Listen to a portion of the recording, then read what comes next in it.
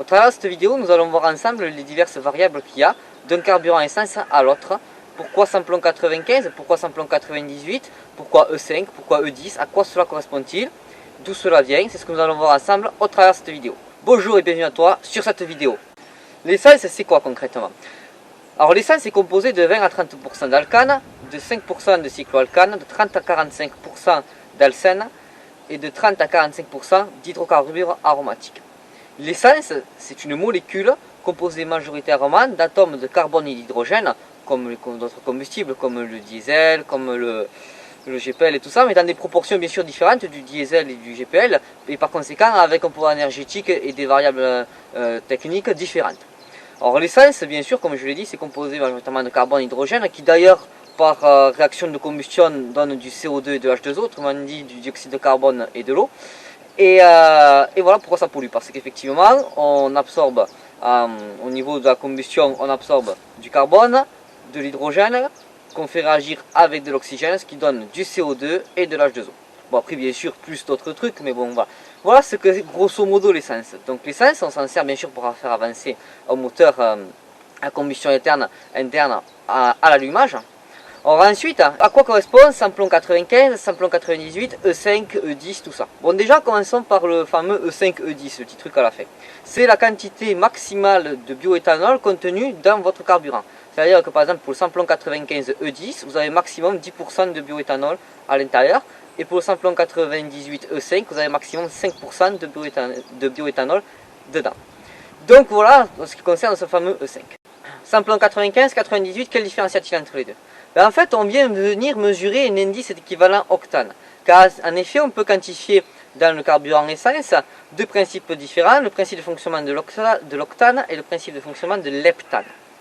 L'octane réagit à l'allumage, c'est la bougie qui va venir créer l'explosion, c'est un allumage commandé grâce à l'étincelle qu'elle produira. L'heptane, lui, réagit à la compression. Par conséquent, c'est la compression à l'intérieur du bloc moteur qui va venir faire exploser le mélange comburant-carburant. La problématique qu'on a, c'est que nous, dans un moteur à essence, on veut venir chercher et créer une explosion à l'allumage. Donc plus le mélange est riche en indice d'équivalent heptane, moins il est performant et plus il engendre ce qu'on appelle un phénomène de cliquetis qui abîme le moteur. Par conséquent, on veut avoir un carburant avec un indice d'équivalent octane très important, avec un moteur qui se comporte le plus proche possible d'un fonctionnement octane à 100%. C'est ce fameux indice d'équivalent octane qu'on vient mesurer grâce à une échelle de mesure, le RON, le MON et le AKI.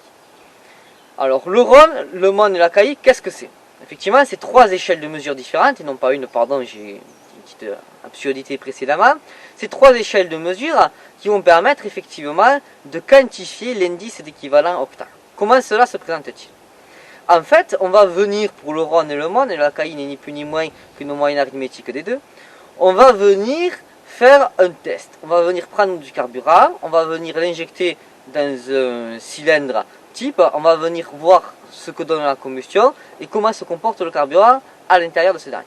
Donc on va venir analyser l'indice d'équivalent octane.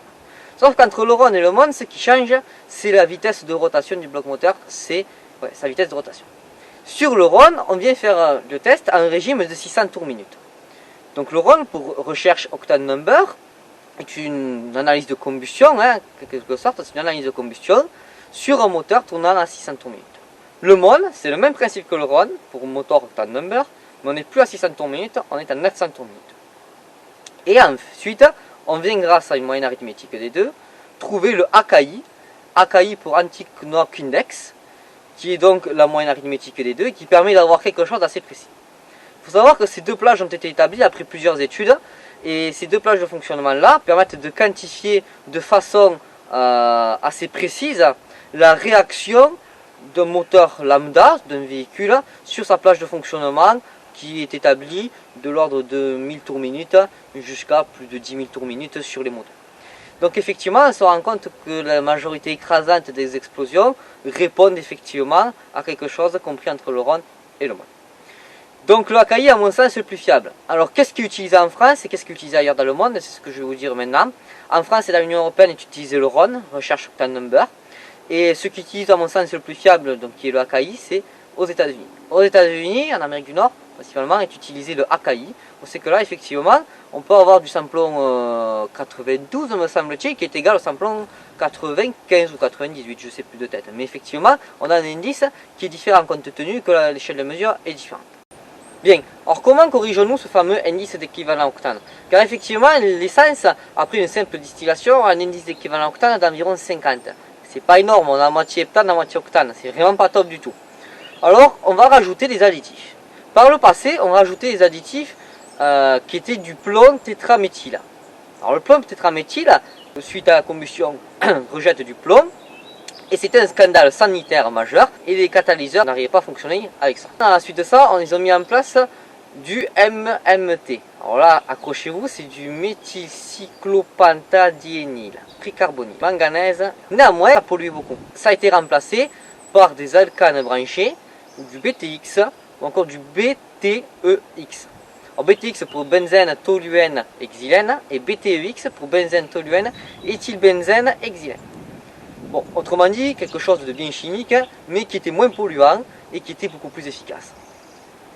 Mais maintenant, on utilise également du MTBE pour méthylterbutylèther. Voilà la base des additifs qui sont présents dans le carburant pour avoir un indice d'équivalent octane correct. Bien, j'espère que cette vidéo t'a plu, je te remercie d'avoir regardé en entier, je te dis à la prochaine dans une prochaine vidéo.